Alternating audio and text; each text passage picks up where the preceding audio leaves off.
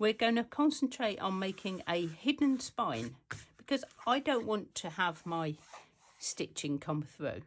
You can, but I thought for this we'd do something slightly different, and we'll do a hidden spine and then we'll decorate the cover as another step. You can use whatever you've got. I am a great believer in just using what you have. I have this old cotton sheet that I have dyed. It sits still long enough. Coffee dye. Actually, this is still ripped here, so we'll just go with it. And then we'll measure. Let's just get rid of some of this bulk. Rip yourself a bit of fabric. This is quite thick because I have coffee dyed it. It was really thin. Just old plain sheet. Not being used. So what you want to measure, I do have a ruler. Now this is probably the only bit of measuring we're going to do. You want to make sure that it comes, where's my pencil, that it comes at least 1.5 centimetres over into your book here, like that. And whatever that is in centimetres, 6.5-ish. We're all ish-ish. We're ish-ish. So measure and do a little cut and rip it.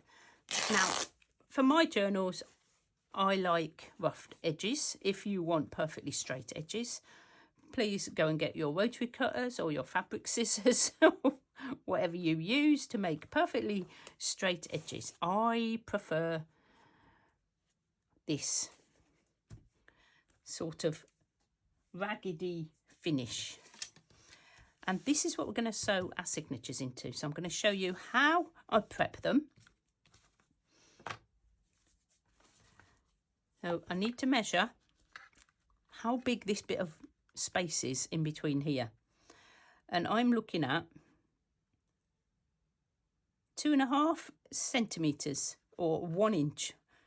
Okay, so I'm going to take that down slightly because I don't want it to buckle up under there. Oh, one more thing I need is some card. Now I do have I do have out of my scrap bin some of this, which I'm never ever going to use, and I'm going to use that to measure my inch and my top and bottom. So I'm coming in a bit because I don't want to see this. So, and I know that this is 1 inch across. So what we'll do is we will make a mark at 1 inch and then cut it down that way, and I'm going to come in slightly. I would suggest you do too. It just stops it from buckling when you're opening and shutting your book. There we go. Okay. And this can just be an old piece of cardstock. It doesn't need to be strong because you've got your spine. It's just something to help us stitch our fabric onto. And as you can see, your book will still close really nicely. We're going to stitch this down, stick this down onto here. So we don't need all that. I'm going to leave a little bit at the top and the bottom because I like them sticking out all frilly at the top. You can add more lace if you wish. I don't know if I've got any that I can put in here. I'm a bit short on lace at the moment. I don't want to make this too complicated. So we're going to glue this down onto the fabric. And I'm going to put this underneath because I don't want it to go straight through. I have made a bit of a mess on my nice new cover already. Spread it about so it don't get lines. And I'm not worried about the creases, as you can see. When you put that down in the middle, hopefully, and straight,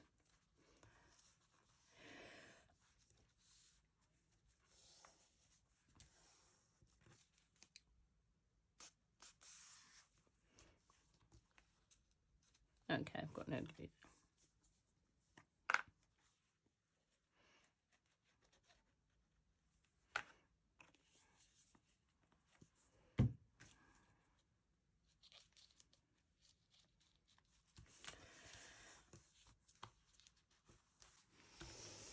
Okay, I'm just going to zoom in for this bit.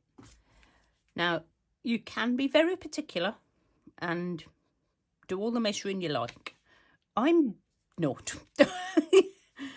But I do want to get my centre sort of central, so 18 centimetres. So I know with my limited maths that that's 9.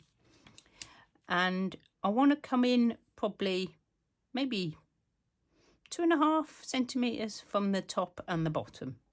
So I'll just mark there. Marks where our signature's going to go. So obviously this will be the middle one. I will be doing 3 signatures.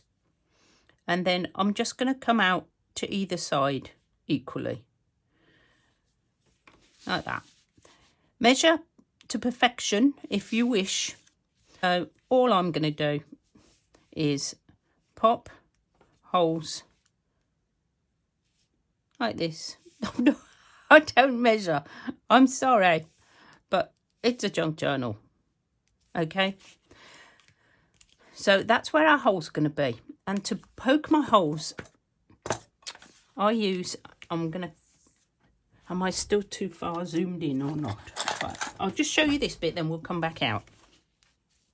So I use like a little dauber and a piece of foam. And I've done this quite a few times on my channel, so you've probably seen me do this. And I make my holes. And because it's only just card, a little bit of cardstock, it's going to be quite easy. If they're not exactly perfect, it doesn't matter. Right, I'm going to get my needle and my clips out, ready.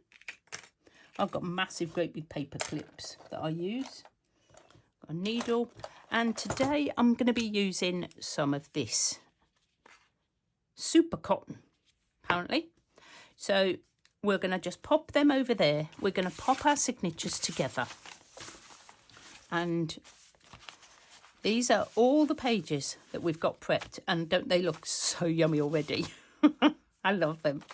And I'm just going to put them in like this.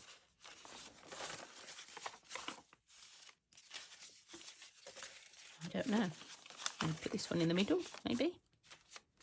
I don't want anything too fragile in the middle, because what will happen is this will rip, because this is where we're going to stitch. So you want something a bit sturdy.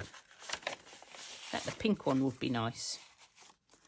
And we'll put this somewhere in here. Quite like the 2 pinks together. Oh, that looks perfect for a cover. And yes, this is something I do like as well. If you like yours perfectly straight, then all you need to do is get your ruler and cut straight down there with a sharp knife, and you will have perfect edges.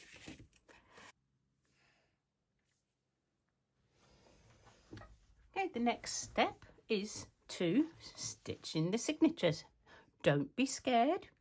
It's very easy. I'm going to take you through it step by step. So I am using this super cotton. You can use anything you like, whatever you've got. Wax thread, cotton. I've used a baker's twine. There's wax thread. I just haven't got any. I've got dark colours and I want to use something whiter. You can use embroidery cotton, anything like that. Something that's not going to break. And what you want are 3 lengths of the book. Just gives you a bit more room to play. And I'm going to do 3 because I've got 3 signatures. So we'll be ready to go. I'm going to cut them roughly the same. It's not an exact science. You can make it an exact science if you wish, but I do not. I like things nice and simple. So we'll just prep this and get our cotton threaded, which is probably the trickiest bit for me. Okay, come on, thread. And I think if you hold it like that and put it through, yeah, there we go. So you don't bother putting a knot in the end. So we've got our pages. Let's concentrate on one at a time. Now, I'm not worried which way to go. You can start at the front, you can start at the back. Just double checking all my pages are the right way up. And what I'm going to do, where am I coming down? Let's have a look. This, I'm going to just put T for top, just so I get all my signatures in exactly the right place. I do care. Measure from top to bottom.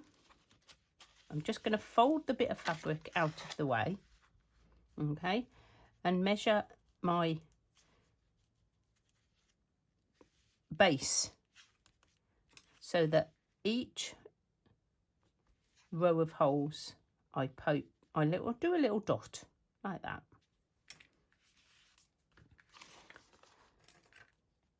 Put my clips on. What I like to do is just to bend them up a bit and poke through. And you won't need too much pressure. You've only got 6 pages. Come up in the middle. So come up in the middle and pull through and leave a dangly bit. Needle through, all the way through. Down to the bottom and back through. Very, very simple, a 3-hole pamphlet stitch. Nothing complicated, just patience. Pull your thread a bit,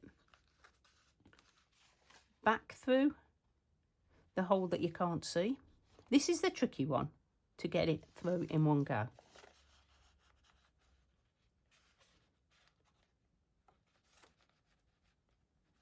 There we go. Bit of fiddling, bit of fiddle. There we go. And now you need to put it back through the one in the middle. Being careful, I would do it in 2 steps. Through your book and then through your binding. Your, what do you call it? Spine. Just like that. Be careful you don't do that and catch your string. Very easy to do when you've got embroidery thread, which is why I tend not to use it so much. Make sure that your threads are both sides like that. Take off your clips and just pull. And I like to just dangle mine, just like that. Like, because I don't know why, I just do. I think it's funny. And do maybe 3 knots. I do one way, one the other way, and then back. So it's not going to come undone, and it's not going to pull back through. And you can cut that off. There is going to be excess, but it's a lot easier to thread it when you've got a bit of excess. So just repeat that 2 more times. So let me show you properly now how I do the neck, this really tricky one. So make sure you're at the top. Where's the top? This is the top. Bend your fabric a bit. Let's lay that flat so you can see. And I will line I more than often line up the books more than where my holes are, if you see what I mean, because I want my books to be level. So there's the hole I'm aiming at. So you see, there's my holes from my previous page, my previous signature. And then repeat again. Poke holes.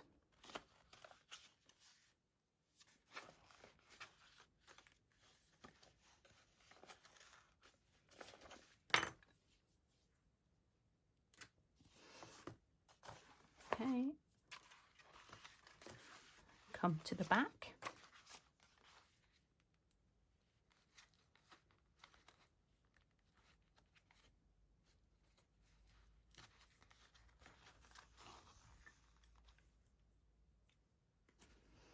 Make sure it's the right way up. Always check. Check and check and check again, because how many times have I sewn a signature in the wrong way up? Too many to count. Down. I think my needle is slightly too big, but it's fine. Back up and you're nearly done.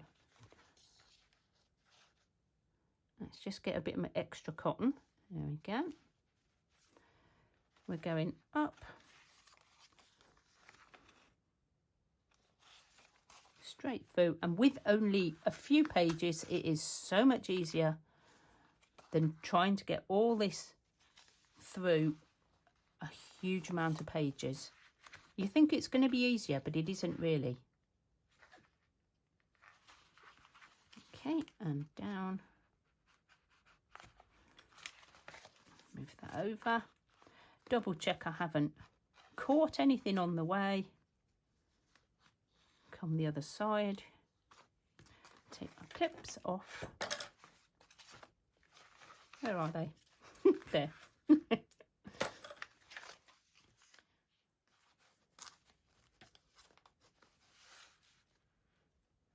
Right, so these are not both sides. So what happens if I tie this here? This is just going to be flopping around and my pages, my signature will just fall out. And this knot could just pull through. So one either side, pull up like this, just gently, and tie your knot. One, go backwards and forwards a bit, you know, different way. I don't know what it's called, a half shank or something. I don't know knots. I'm not a sailor. And we'll just clip that off. And that is your signatures sewn into the hidden spine. Very cool. Another check that you've got them all the right way up. Honestly, it can happen still at this stage. So we're going to put them away. So the eagle-eyed amongst you will notice that this is a completely different journal. I have done a series of these, so luckily I had got to this point with this journal and had time to re-show you this step, because being the clever clogs that I am, I managed to delete the other one. So as you can see, I am just putting some glue all over the strings and the back of this. Yes, I have also put that at the back, which does help as well. So place it in the centre. Hold your book, make sure it's in the centre, and you can lift both of the sides of your book and just hold it till the glue is setting. So there we go. How gorgeous is that? It did turn out that I didn't actually need to put a hidden spine in these because I completely covered the spines, but it's always a good technique to use if you want to preserve a really beautiful spine and book. I'm just pressing down in between the signatures to make sure that that glue is well and truly stuck into the spine and the signatures are in tight. Like I say, I like mine sticking out. If you don't, obviously you will have already trimmed your pages so they fit inside, just with a metal ruler and a knife. So you can, if you want to leave this plain inside, you can just stick this down. I think this is a bit too tatty, so I'm going to put some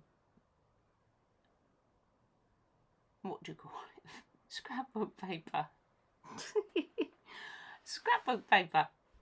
And I'm just going to measure my book just where the old paper is. I don't go right up to the edges. I like to leave the bit around the outside. So yours will be completely different. I'm just showing you where I'm measuring. And I am going to use my scoreboard to cut it out because I don't trust my cutting. If you're very good, then obviously you can just use your knife, but this measures and cuts, sort of. Sometimes it doesn't cut, but we will go with it.